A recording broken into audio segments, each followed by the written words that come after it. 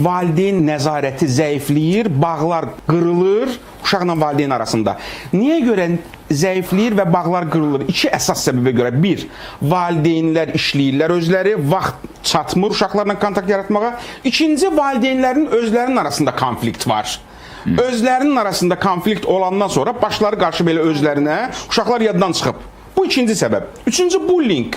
Əgər uşaq məktəbdə, küçədə, orada, burada təzyiqə, zorakılığa məruz qalırsa, zorakılığa məruz qalan uşaqlarda zorakılıq etmək ehtimalları çoxalır. Növbəti, hakim qruplara daxil olmaq istəyi. Görür ki, zorakılıq edənlər, qolu güclülər, əlində soyuq silah gəzdirənlər, hakim dominant qruplardır. Bu da istəyir o qruplara daxil olsun, başlayır ona buna sataşmağa, zorakılıq etməyə, özünü təsdiq. Növbəti, kimlik məsələsi, kimlik axtarışı. İdentifikasiya. Bəli, kimlik axtarışı. Tədqiqatçılar deyir ki, yeniyetməlik dönəmində uşaqlarda mən kiməm sualı çox aktuallaşır. Mən kiməm? Mən zəifəm, güclüyəm, mən kiməm axı?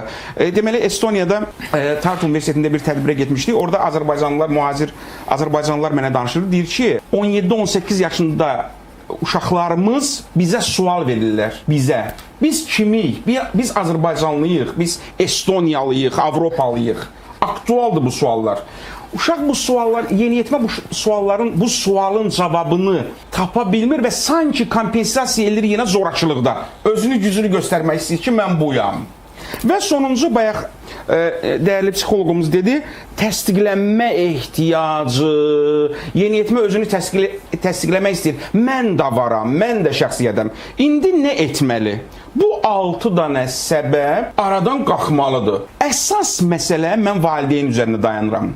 Əzizim, sənin övladın məktəbdə zorakılığa məruz qala bilər. O Nəsibə xanım Zeynalovanın bir gözəl sözü var. O Cahangir müəllim danışır. Deyir ki, mənim 2 dənə əlim var. 2 nəfərin ağzını tuta bilərəm. Bütün insanların ağzını tutub deyəmərəm ki, mənim dalınca danışmayın. İndi bir valideyn gedib bütün məktəb boyu bütün uşaqları tərbiyələndirə bilməz. Amma valideynin öz uşağına gücü sata bilər. Zor tətbiq etməkdə xeyir.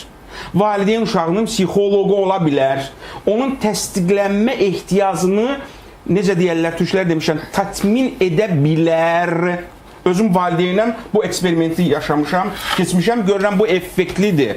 Əgər valideyn bunu etməsə, bicanə qalsa uşağına, övladına evdə, ondan sonra problemlər başlayacaq. Orada məktəbdə müəllim də valideyni kompensasiya edə bilməyəcək.